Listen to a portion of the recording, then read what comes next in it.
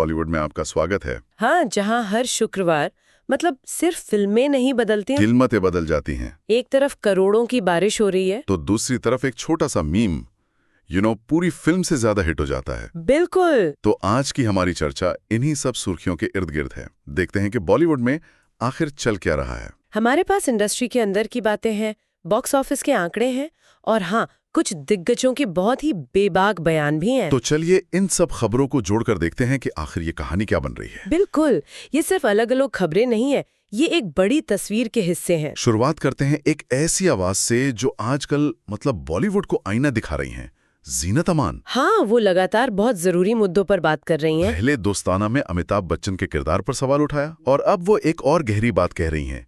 Hindi cinema में ये जो जुनून है, ये जो ऑब्सेशन है जिसे रोमांस की तरह दिखाया जाता है, उन्होंने लिमरेंस शब्द का इस्तेमाल किया है। हाँ, ये बहुत जरूरी है। सिर्फ एक तरफा प्यार नहीं है। नहीं, बिल्कुल नहीं। ये एक मनोवैज्ञानिक स्थिति है जहां एक इंसान की पूरी दुनिया ही उस एक व्यक्ति के इर्द गिर्द घूमने लगती है। और हमारी फिल्मों ने दशकों तक इसे हीरो का हक बताया है, जैसे डर में शाहरुख खान। बिल्कुल, उस किरदार को एक जमाने में पैशनेट लवर की तरह देखा गया। और जीनत जी जब ईव टीजिंग और स्लट शेमिंग पर भी बात करती हैं तो वो और असरदार लगता है। इसलिए क्योंकि वो मानती हैं कि वो खुद भी ऐसी फिल्मों का हिस्सा रही हैं। यही तो, ये जो आत्मचिंतन है ये बहुत दुर्लभ है। बहुत दुर्लभ।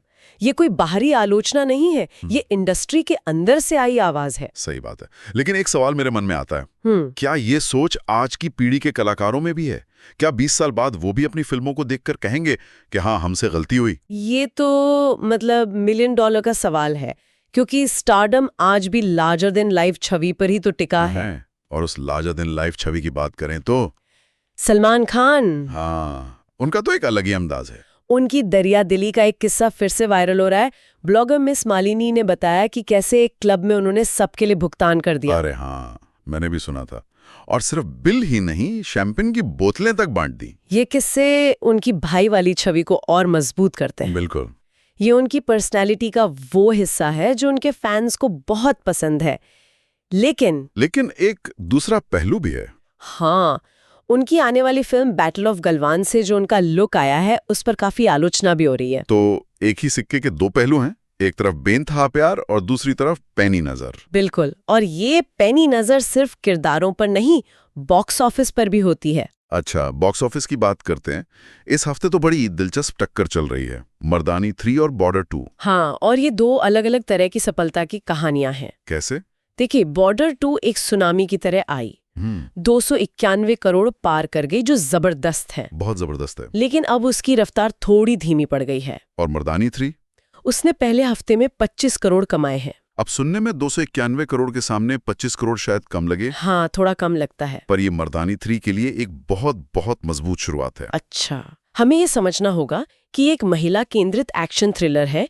इसका बजट बॉर्डर 2 जैसा नहीं है, इसका दर्शक वर्ग भी अलग है। सही बात है। 25 करोड़ का कलेक्शन दिखाता है कि इस फ्रेंचाइजी की अपनी एक वफादार ऑडियंस है, जो कहानी के लिए आती है, सिर्फ तमाशे के लिए नहीं। बिल्कुल, ये कंटेंट की जीत है। और फ्रेंचाइजी की बात चलिए तो एक खबर है, मुझे नहीं पता वो सच है या नहीं, मैं हूं ना 2, सोचकर ही मजा आ गया। खबर बिल्कुल पक्की है। फराह खान एक आइडिया पर काम कर रही हैं। हाँ, और शाहरुख खान डबल रोल में हो सकते हैं, मेजर राम और उनका हमशक्ल भाई। क्या बात है, ये तो कमाल हो जाएगा। ये दिखाता है कि इंडस्ट्री का फ्रेंचाइजी और नॉस्टैल्जिया पर भरोसा कितना बढ़ गया है। और इसी ट्रेंड में एनिमल पार्क भी है। हाँ, एनिमल का सीक्वल, उसकी भी कहानी को लेकर कुछ बातें सामने आई हैं। क्या? कहानी रणवीर के किरदार रणविजय और उसके हमशक्ल कजन अजीज के बीच एक महायुद्ध पर होगी। मतलब वांगा साहब हर चीज को डबर करने वाले, एक्शन, ड्रामा और शायद विवाद भी। हाँ, हो सकता है। लेकिन हर सीक्वल सफल हो ये जरूरी नहीं। धुरंधर 2 का टीजर देखिए। हाँ, उसे मिली-जुली प्रतिक्रिया मिली है। लोगों को विजुअल्स तो ठीक लगे, पर म्यूजिक को लेकर काफी नाराजगी है। और सबसे मजेदार बात क्या? लोगों ने ये पकड़ लिया कि म्यूजिक क्रेडिट में अमेरिकन रैपर डोजा कैट का नाम क्यों है। कमाल है, आजकल की ऑडियंस तो पूरी जासूस हो गई है, कुछ नहीं छोड़ती। यही तो बदलाव है। अब वो जमाना गया कि कुछ भी परोस दिया और चल गया। सही बात है। अच्छा, हम इन बड़े फ्रेंचाइजी और करोड़ों की बात कर रहे हैं, लेकिन इनके पीछे की जो मेहनत है, हाँ, वो अक्सर नजरअंदाज हो जाती है। मुझे एक था टाइगर के गाने कमली की शूटिंग याद आ रही है। कटरीना कैफ को कितनी चोटें आई थी। हाँ, शरीर पर नीर पड़ गए थे, लेकिन उन्होंने बॉडी डबल इस्तेमाल करने से मना कर दिया। यही समर्पण तो है जो एक कलाकार को अलग बनाता है। बिल्कुल, लेकिन ये सफर हमेशा इतना आसान नहीं होता जैसा हमें लगता है।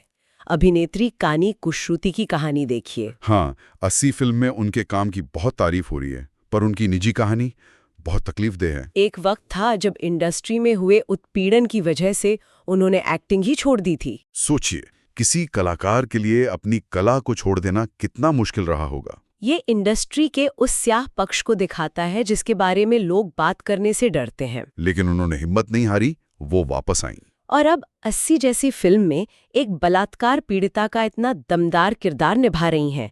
ये सिर्फ एक्टिंग नहीं है, ये एक बयान है। बिल्कुल, ये उनकी हिम्मत और प्रतिभा दोनों की कहानी है। और ये संघर्ष सिर्फ नए कलाकारों का नहीं है ना? नहीं, बिल्कुल नहीं। मुझे एक फिल्म निर्माता का वो किस्सा याद है कि कैसे एक वक्त पर सैफ अली खान, जो इतने बड़े फिल्मी घराने से हैं, हाँ, वो बेघर और कंगाल थे और काम मांगने आए थे। यकीन करना मुश्किल है। ये कहानियां हमें याद दिलाती हैं कि स्टारडम कितना अस्थायी हो सकता है। और इसी संघर्ष के बीच इंडस्ट्री पर एक और बहस छिड़ी हुई है। कौन सी? टीवी एक्ट्रेस सिमरन खन्ना ने फर्जी सोशल मीडिया लोकप्रियता पर बहुत तीखी टिप्पणी की है। हाँ, उनका कहना है कि आज टैलेंट से ज्यादा इंस्टाग्राम फॉलोअर्स को तवज्जो दी जा रही है। पर क्या ये कहना पूरी तरह सही है?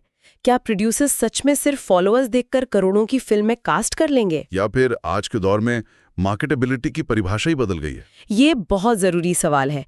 ये टैलेंट बनाम फॉलोअर्स नहीं, बल्कि कला बनाम व्यापार की सदियों पुरानी बहस का नया रूप है। और ये बहस और गंभीर हो जाती है जब गायक अभिजीत सावंत जैसे लोग बॉलीवुड में शोषण के गंभीर आरोप लगाते हैं। हाँ, अरिजीत सिंह के रिटायरमेंट की खबरों के बीच उनका ये बयान आया। और ये सारी बातें, कौनी का संघर्ष, सिमरन की नाराजगी, अभिजीत के आरोप, ये सब एक बड़ी तस्वीर बनाते हैं। और इसी बीच रिया चक्रवर्ती की फैमिली बिजनेस से वापसी की खबर भी है।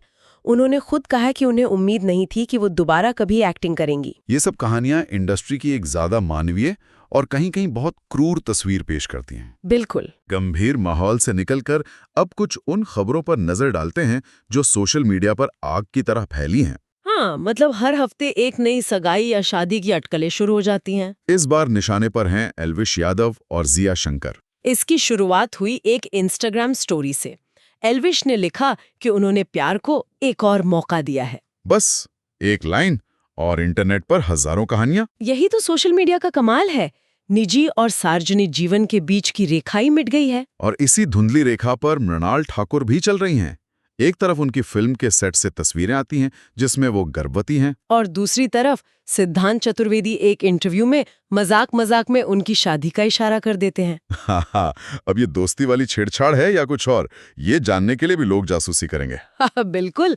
और जासूसी की बात करें तो धुरंधर फिल्म के एक सीन में एक छोटी सी बंदूक को लेकर जो ओवर एनालिसिस चल रहा है, अरे वो तो कमाल ही है। एक जरा सी चीज को लेकर मीम्स बन रहे हैं। लगता है दर्शकों ने तय कर लिया है कि हम एक भी गलती नहीं बख्शेंगे। जो कि एक अच्छी बात भी है। बिल्कुल, ये मेकर्स पर बेहतर काम करने का दबाव बनाता है। और इसी बीच कुछ नई शुरुआतें भी हो रही हैं। हाँ, धनुष, साई पल्लवी और श्रीलीला ने अपनी नई फिल्म D55 की शूटिंग शुरू कर दी है। अच्छा।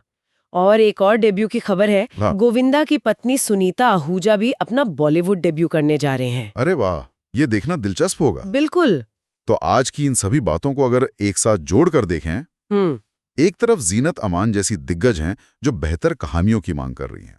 दूसरी तरफ नए कलाकार हैं जो सिस्टम के अंदर के शोषण और दबाव पर खुलकर बोल रहे हैं। फिर सीक्वल का दौर है जो एक सुरक्षित रास्ता तलाश रहा है, और सोशल मीडिया है जो हर छोटी बात को बड़ी खबर बना रहा है। तो आखिर में सवाल यही बचता है, क्या ये सब मिलकर बॉलीवुड में एक सांस्कृतिक बदलाव की तरफ इशारा कर रहा है, या ये सिर्फ कुछ अलग अलग बिखरी हुई आवाजें हैं जो एक ऐसे सिस्टम में उठ रही हैं जिससे बदलना बहुत मुश्किल है?